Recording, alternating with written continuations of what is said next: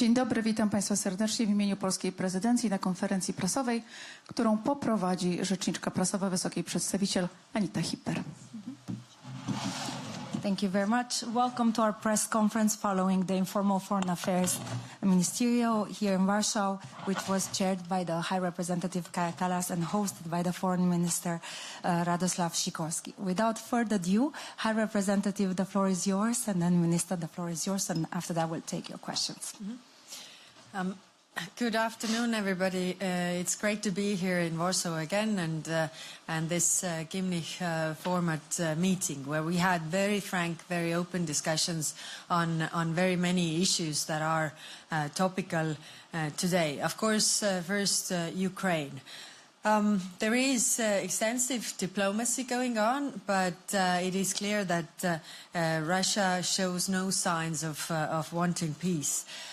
What we have to do is put more pressure on Russia so that also Russia would want peace, because we know that Ukraine already agreed to unconditional ceasefire over 50 days ago. And we also have to support Ukraine so that they can defend themselves. So what do we do for this? We are working on the 17th sanctions package, which hopefully we are ready to adopt on the next Foreign Affairs Council. Then we just recently issued a roadmap to get rid of Russian energy, and also part of it is how we deal with the shadow fleet. That is also part where the funding for this war is coming. And then, of course, how can we more support Ukraine? Then the security guarantees that the Coalition of the Willing is discussing, but also on the European side, we have the training missions that we can also discuss what more can we do in this regard. Tomorrow we are going to Ukraine, and we are going to make available 1 billion for Ukraine's defense industry. I think, again, a very important sign for Ukraine.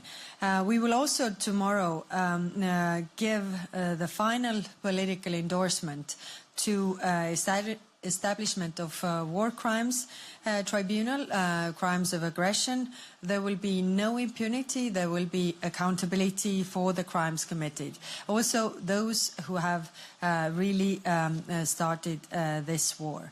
And as we have the 9th of May tomorrow, which is a Europe Day, then I want to stress that all those who truly support peace cannot stand side by side by Putin, who has started this full-scale war of aggression in Ukraine, and who truly support peace should be in Ukraine rather than in Moscow tomorrow.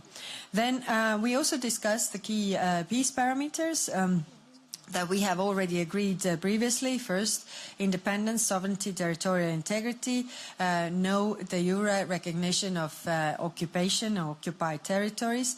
Then ceasefire has to be full and unconditional and implemented immediately, and there has to be also strong monitoring system, and it has to be clear on different elements. Then no restriction to Ukraine's right to self-defense. That means no demilitarization of Ukraine. Robust security guarantees are needed for any peace to last. Then Ukraine's freedom to its future. That means no neutrality. And also Ukraine is on track of the EU accession.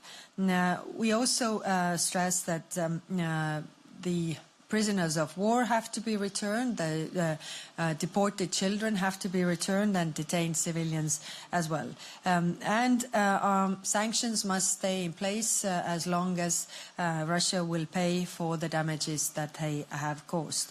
And no negotiations about Ukraine without Ukraine, and no negotiations about European security without Europe.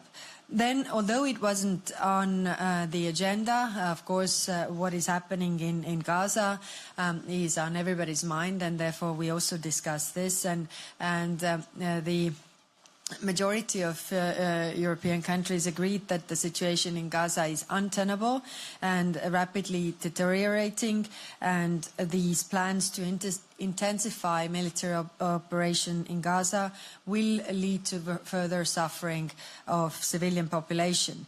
And we also reject any attempt of demographic or territorial changes in Gaza Strip, as well as forced displacement of Palestinian population.